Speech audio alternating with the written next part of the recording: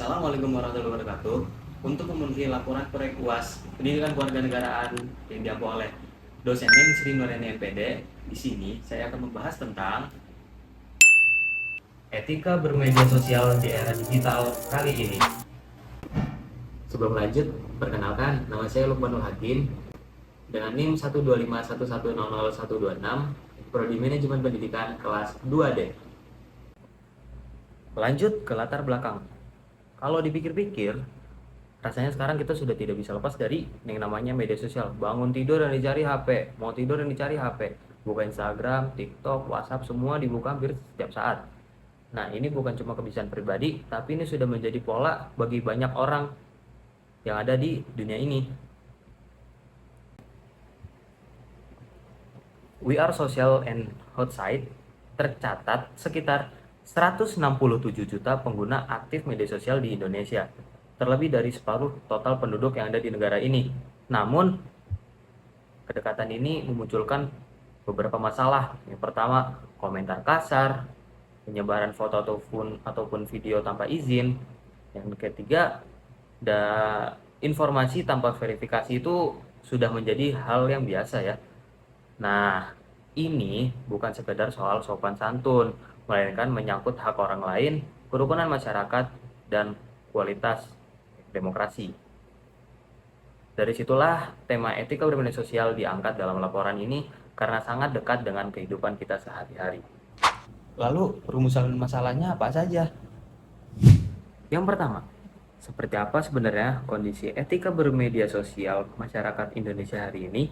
Yang kedua, mengapa kesadaran beretika di media sosial masih rendah dan apa saja akar penyebabnya? Yang ketiga, solusi seperti apa yang realistis dan bisa benar-benar diterapkan untuk memperbaiki kondisi ini?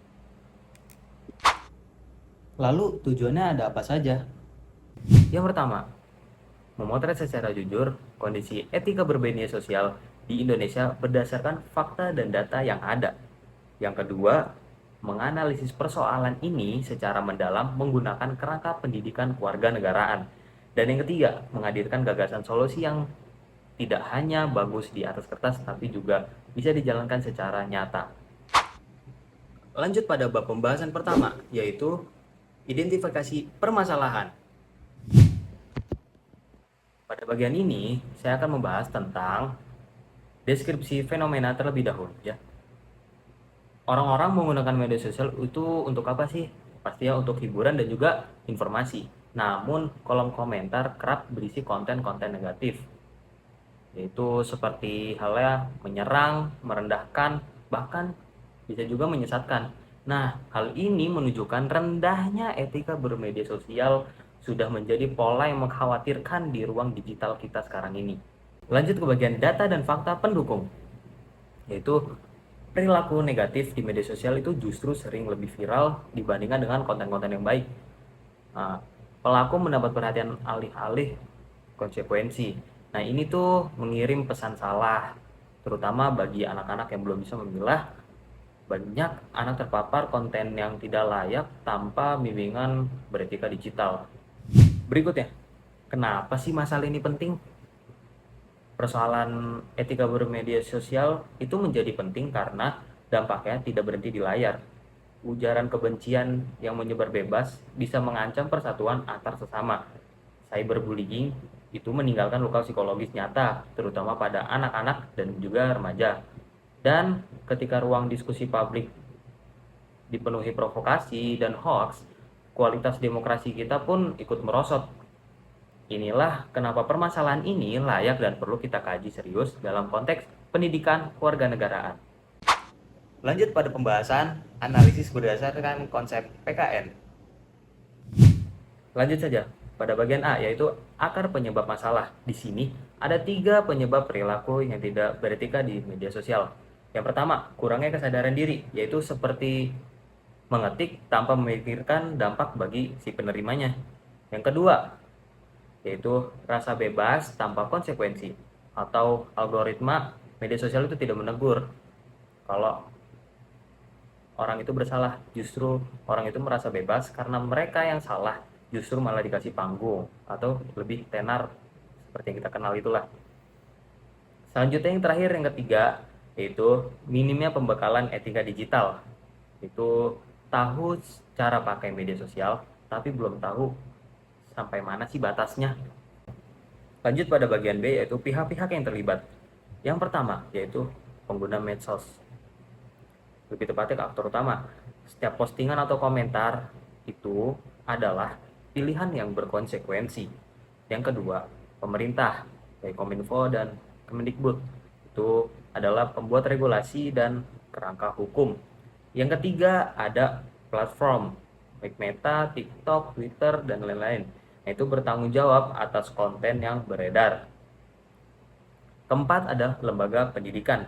Nah, tempat ini sebagai tempat yang mengajarkan kita tentang etika digital secara terstruktur.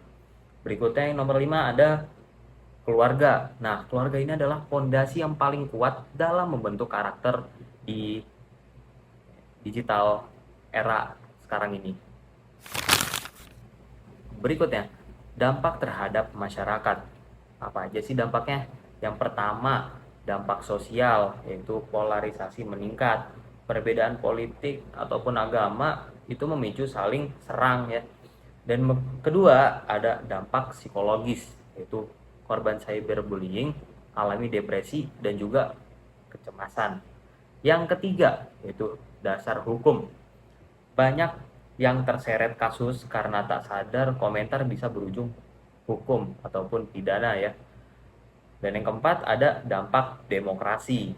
Nah, hoax dan provokasi ini menurunkan kualitas diskusi publik. D. Keterkaitan dengan nilai-nilai PKN.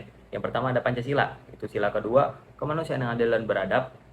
Itu tentang menyerang ataupun merendahkan orang di media sosial itu bertentangan dengan martabat manusia. Dan ada juga di sila ketiga, yaitu Persatuan Indonesia. Itu tentang medsos, itu seharusnya mempererat, bukannya justru memecah. Poin nomor 2 ada di Undang-Undang Dasar Negara Kesatuan Republik Indonesia tahun 1945, yaitu pasal 28J tentang kebebasan berekspresi bukan tanpa batas. Mereka wajib menghormati hak orang lain. Ya. Bebas berpendapat bukan berarti bebas menyakiti. Yang ketiga ada hak asasi manusia, yaitu menyebarkan foto tanpa izin itu melanggar hak privasi. Perundungan melanggar hak atas rasa aman. HAM berlaku dimanapun, termasuk internet. Yang keempat ada demokrasi. Ya. Demokrasi sehat hidup dalam diskusi jujur, terbuka, dan saling menghormati. Media sosial bisa jadi arena demokrasi jika kita menjaga etika di dalamnya. Berikutnya ada solusi inovatif, yaitu ada A. Gagasan solusi dengan kampanye hashtag etika digital kita. Tuh. Konten negatif itu sering viral karena algoritma mendorong konten yang memancing reaksi. Nah, solusinya itu apa? Yaitu kampanye dengan hashtag etika digital kita dengan memperbanyak konten edukatif dan juga inspiratif yang ringan tapi juga bermakna. Jika konsisten, algoritma akan menyesuaikan. Nah, hal ini realistis dan juga bisa dimulai kapan saja dan di mana saja. Berikutnya ada bagian B, yaitu komponen kampanye. Yang pertama ada konten edukasi di Instagram maupun di TikTok. Yang diberikan apa saja, yaitu format infografis, carousel, dan video pendek. Topik yang dibahas apa? Yaitu cara merespon komentar negatif, pentingnya berpikir sebelum share, dan juga konsekuensi posting foto tanpa izin. Yang kedua ada seri video tentang digital etika 101 yang ada di YouTube. Nah, video berdurasi 3-5 menit per episode saja, yaitu membahas satu isu spesifik tentang cyberbullying, privasi, ataupun etika berkomentar. Nah, ini bisa jadi referensi guru dan juga orang tua di luar sana ya. Yang berikutnya ada challenge tentang hashtag positif digital. Nah, pengguna itu harus mengunggah konten positif yang menantang 3 temannya untuk melakukan hal yang sama, yaitu tentang memberikan pesan etika digital penyebar organik. Nah, berikutnya yang keempat ada modul etika digital untuk sekolah dan kampus. Modul grafis seperti PDF itu mudah diintegrasikan kepada mata pelajaran ataupun mata kuliah yang sudah ada.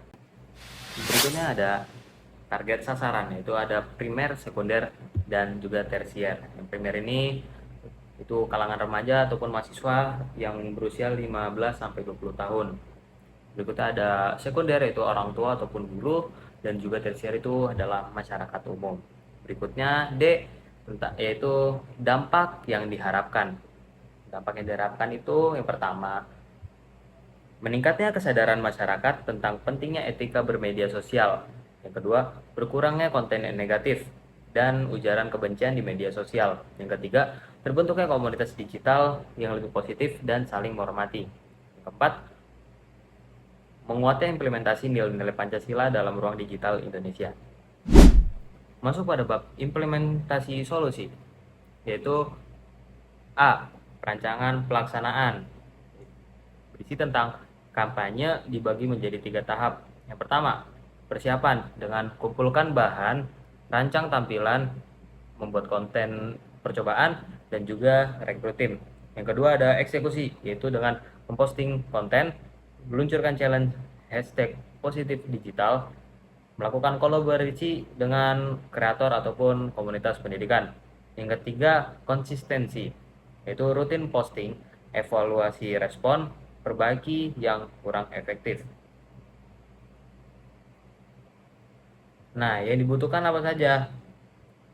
Cukup dengan modal ringan seperti tim kecil, smartphone, dan koneksi internet. Platform gratis seperti Instagram, TikTok, ataupun YouTube. Sisanya memanfaatkan jaringan kampus yang sudah ada. Berikutnya, C. Ukuran keberhasilan. Jika kampanye ini berjalan, harapannya konten ini bisa menjangkau minimal 10.000 akun dalam waktu 3 bulan. Challenge ini diikuti minimal 500 orang dan modulnya dipakai setidaknya mencapai di 50 sekolah ataupun kampus.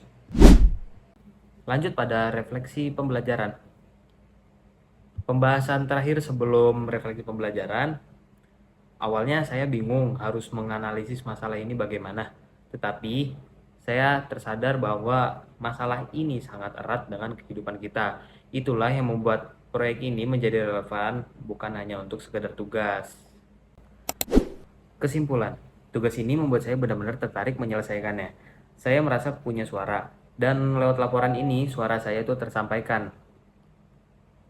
Harapannya, hal negatif di media sosial itu terus berkurang dan digantikan dengan konten yang memberi dampak bagi siapapun melalui video edukasi, video inovasi, video inspirasi, apapun itu yang baik kepada kita semua.